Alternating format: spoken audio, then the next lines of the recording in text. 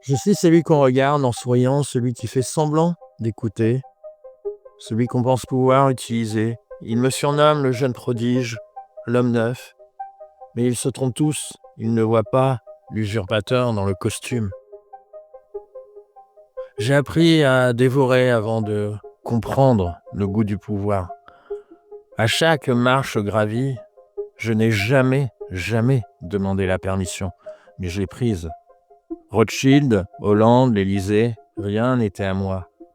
Et pourtant, tout est devenu mien. Le pouvoir n'appartient pas à ceux qui le méritent, il appartient à ceux qui savent le prendre. Moi, je ne crois pas au mérite, je crois au mouvement, à l'offensive et à la capture. Macron dans ma tête, épisode 2, le fils prodigue. Je suis dans l'ombre, je bouffe les miettes du pouvoir, mais je sais déjà que c'est moi qui tiendrai la cuillère plus tard. Hollande croit que je suis loyal, c'est parfait. Un pigeon rassuré est un pigeon qui signe les décrets. 13 mai 2012, l'autre est élu, François Hollande, l'anti-bling-bling, le président normal. Un mulet politique coiffé comme un prof de techno en pré-retraite. Ah, il croit à ce slogan, il croit que la gauche existe encore, il croit aux idées, c'est beau. Mais moi je crois au rapport de force, aux leviers, aux failles. Il m'appelle, me nomme secrétaire général adjoint de l'Élysée. Je n'ai rien demandé, c'est lui qui est venu me chercher. Tu parles d'un instinct politique. Je rentre dans la machine comme un virus, je souris à tout le monde, je serre des mains, je prends des notes, je suis poli, propre, discret. Mais je regarde tout, les rouages, les lâchetés, les conflits internes.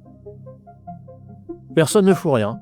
La technostructure ronronne, Hollande tergiverse, flippe et fait du vent, comme à chaque fois. Moi, pendant ce temps-là, j'écris des notes qui n'arrivent jamais sur son bureau. Lui, il préfère écouter Sapin ou Valls, des mecs qui n'ont même jamais lu un bilan. Il pense qu'on peut diriger un pays comme un conseil municipal, mais il a absolument rien compris. Rien. En 2013, je tente un coup.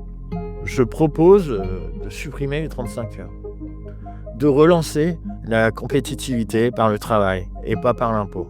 Il refuse. Il croit encore qu'il a été élu pour réconcilier la gauche. Pathétique. Je comprends alors que je vais devoir le contourner. Alors je suis pas venu ici pour tenir la chandelle à un type qui recule dès qu'un syndicat éternue. En juillet 2014, j'ai pris ma décision, je quitte l'Élysée. Officiellement pour reprendre des projets personnels, en vérité pour mieux revenir. Ils ne comprennent pas que je suis en train de les pulvériser de l'intérieur. Août 2014, Valls panique. Montebourg s'est barré, alors il m'appelle, il me supplie presque. Et je prends le poste de ministre de l'économie. C'est là que je commence le vrai travail, la mise à sac. Et j'ai plus besoin de me cacher. Janvier 2015, allô à Macron. Mon nom gravé dans le marbre, 308 articles. Libéralisation totale. Le travail du dimanche, les professions réglementées, l'ouverture des lignes d'autocar, les notaires, les huissiers, les taxis, tous alignés à la gorge. Je suis là pour faire péter les digues. Je veux que la gauche morde la poussière, qu'elle accepte sa mort, qu'elle se rende. Je me branle de leurs principes. Le droit du travail, c'est un vieux chiffon. Je le découpe, je le jette. Et en plus, je souris en le faisant. Les députés bloquent, ils couinent, pleurnichent, invoquent des valeurs. Mais je les méprise.